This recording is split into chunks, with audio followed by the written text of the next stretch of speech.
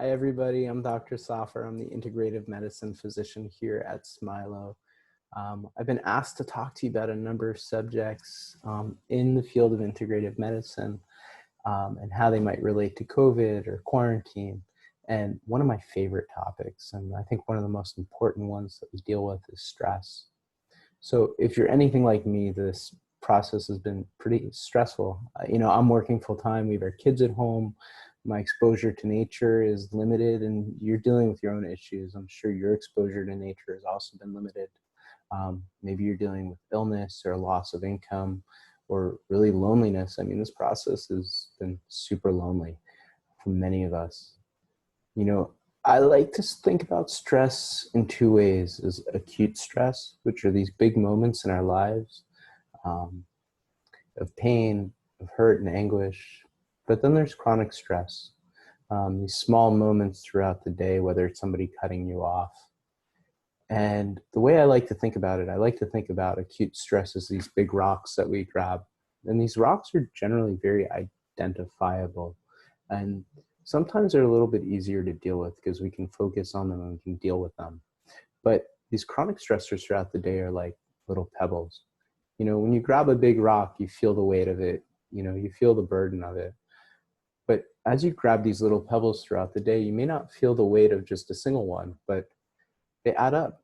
And we put them in our sack and they slowly build. And over time, we feel the weight. And we don't think about it in the same way. So it's really important that you learn and find ways to deal with these moments, both as they're happening, but also after they're happening. Stress is so important because it impacts our health in so many ways. So it impacts our cardiovascular system, leads to things like hypertension. It impacts our immune system. Stress can suppress our immune system. And it impacts our sleep. But really overall, it just makes us feel lousy and exhausted and tired and burdened. So when patients come to see me, we talk a lot about coming up with a daily practice.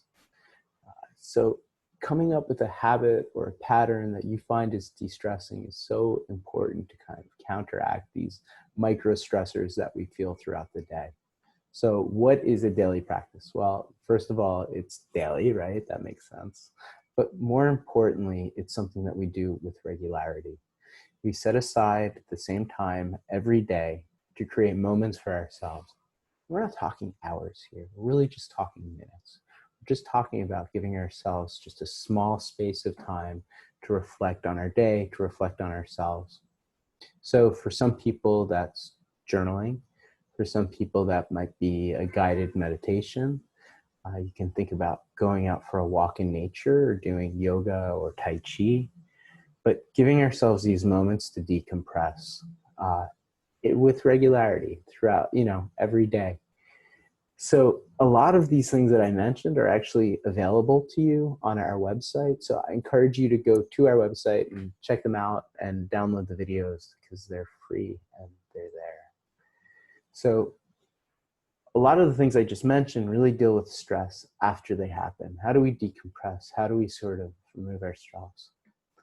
But another important question is, how do we deal with stress as it comes up when it's right in front of us? Do we get angry? Do we bottle up the feelings inside? Do we grab that little pebble and do we put it in our back and let us weigh it down? And I think the tendency for most of us is to just sort of kick the can down the road and think that we'll deal with it later, but we don't realize that we're actually dealing with it now in just an unhealthy and unproductive way. So two techniques that I like to think of when I'm thinking about how to deal with stress as it comes up are mindfulness meditation, which is a specific type of meditation, and biofeedback.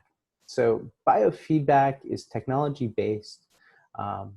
There are different programs online. HeartMath is one example that you can go out and purchase some technology. And what it allows you to do is learn how to control your physiology. So whether that's your heart rate or the amount you sweat.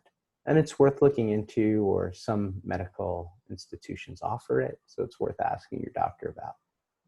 The other one that's free and I love dearly is mindfulness meditation. Now, there's a lot that falls under the umbrella of mindfulness meditation, so I want it to be very clear to you what I'm talking about. I'm simply talking about the act of sitting and focusing on our breath. It seems like a really simple idea, but it does take work and it does take commitment. So the idea is simple. It's just finding a chair or a comfortable seated position, closing your eyes, and just focusing on your breath. And some people like to bring that focus to the cold air coming into their nostrils and the warm air exiting their nostrils. Some people like to focus on the expansion and contraction of their lungs. Whatever it is, just simply focus on your breath. And what inevitably happens after the first 15 seconds, maybe even less if you're anything like me, is our mind starts to wander. And that's okay, that's normal. You know, when people have experienced meditation, I think the biggest frustration they say is that I just can't focus. And it's expected that you can't focus.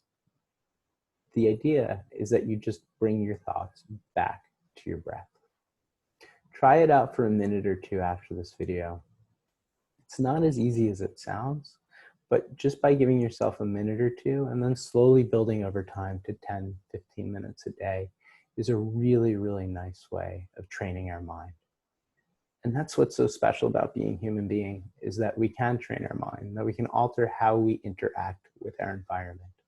We can alter how we interact with the people around us just through some training. And mindfulness meditation is a really nice way of doing that training. So we talked about dealing with it as it comes up. We talked about dealing with it afterwards. But we also have to think about the little things in our day-to-day life that are going to impact our stress. So environment, for one, you know, it's easy when you're quarantined to just let the clutter build and let the stacks happen. But, you know, a messy room is going to lead to a messy mind. So try to keep your environment clean. Try to keep your environment in order. The simple act of making your bed every day can really have a profound effect on how you interact with the rest of your day. Little things.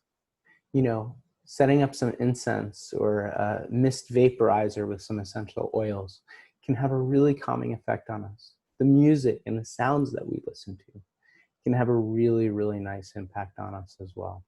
So putting yourself in an environment that's going to temper some of the stresses that you feel throughout the day is really going to help.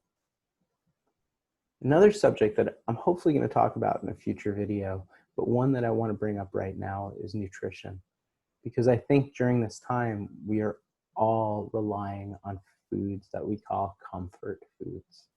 And what a misnomer that is. Because yes, they might make us feel good immediately, those carbohydrates and those fatty foods. But think about how you feel 15 minutes or a half hour later.